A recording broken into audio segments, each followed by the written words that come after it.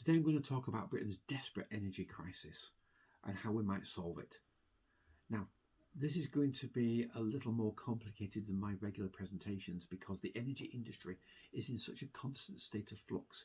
It's not easy to pin down, as it were, a single universal answer or a single universal strategy. For example, last year I submitted a proposal to Ofgem regarding a way to improve the energy industry and relationships between customers and energy suppliers and the energy grid such that it could stimulate a massive boost to renewable energy. And they said it was worthwhile investing in and looking at, didn't quite fit their criteria, but worthwhile pursuing. Now that was about 10 months ago. Since then, I've learnt more and the energy industry has changed more quickly that what I was originally proposing is either out of date or is going to require a complete rewrite. And that's just within the last few months. So I'm not going to suggest today a single answer, a single consistent strategy. I just want to discuss the subject of the energy crisis and what it really means for this country and how we might go about addressing it. And let's begin with climate change. Climate change, as you know, is going to make Britain lovely and warm. That's what everyone tells us, or at least that's what we're supposed to believe. But it actually might be the opposite. Britain could freeze to death. And the reason for that is very simple. This country is heated by the Gulf Stream.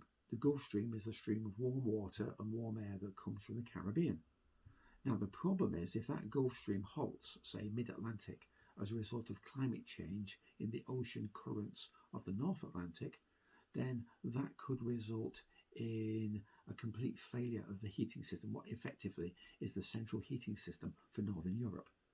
That means we freeze. Because I don't know if you've ever noticed on the map, but Britain is on the same latitudes as Canada. Britain, Canada. And I don't know if you know this, but in Canada they have what they call polar bear weather. Yeah, so if you want to see polar bears wandering down your high street, then just wait for climate change to really kill this country. And I do mean kill the country. You see, the biggest problem isn't the idea that we're going to have some nice snowy winters. It's that they will last a lot longer and they could bleed into very damp and very wet summers. And that could destroy our entire agricultural system. So in winter, it'll be freezing cold. Energy demand will go up. We can't produce the energy at the moment. Prices will rise. Poor people and elderly people and sick people will die in their thousands. And then in summer, we could see failures of crops, food prices rising, people living on the brink of poverty being pushed right to the edge and beyond.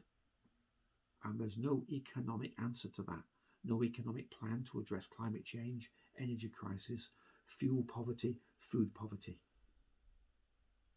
That's part of my overall vision for my prosperity strategy, to try and insulate Britain against these kind of large-scale catastrophic disasters. Now, one way we could have done this is by embracing nuclear power decades ago. I don't know if you know this, but Britain was arguably the world's first civilian nuclear power. We had the world's first civilian atomic reactors. And this gave Britain a lead, and we abandoned it. We just fluffed it, just threw it away. We could have continued that lead. We could have invested in generation after generation after generation of technology, making it more lightweight, more compact, more efficient and cheaper, to the point where by now we should be up to 5th or even 6th generation technology. Technology that would be safer, more reliable, more easy to mass produce.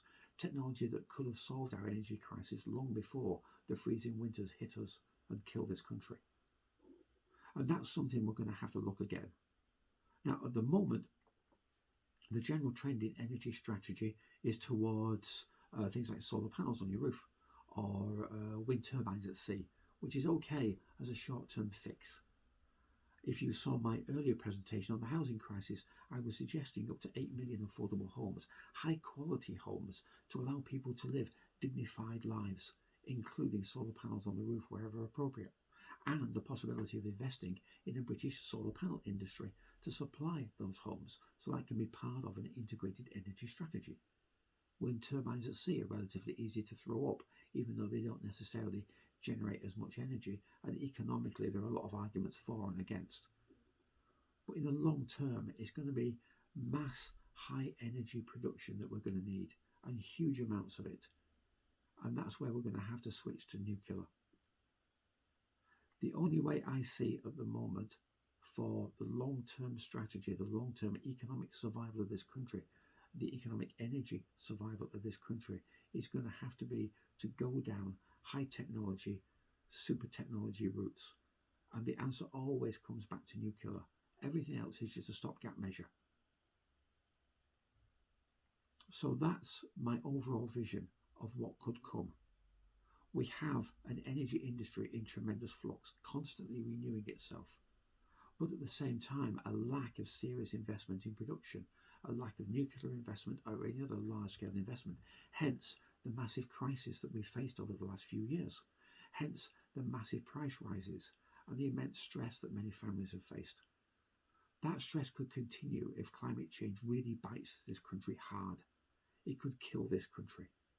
And we've got to get ready for it. We've got to invest, not just long-term, we've got to start investing now for those long-term dangers and those long-term benefits.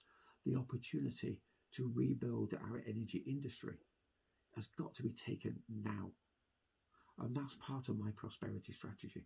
My strategy is to stimulate and revitalise Britain's energy economy and Britain's manufacturing economy. If this is something you feel that you can support, then please help me spread the word. Spread the word to your family, friends, your community. Come and join my army of prosperity. Let's try and mobilise MPs to support the campaign and let me loose, to unleash the real productive potential of this country and how we can address these problems, these immense challenges now before it's too late. Come and join me. Let's make this country warm. Let's make this country safe. Let's make this country more prosperous. Thank you for your time and patience. Look forward to seeing you soon. Bye for now.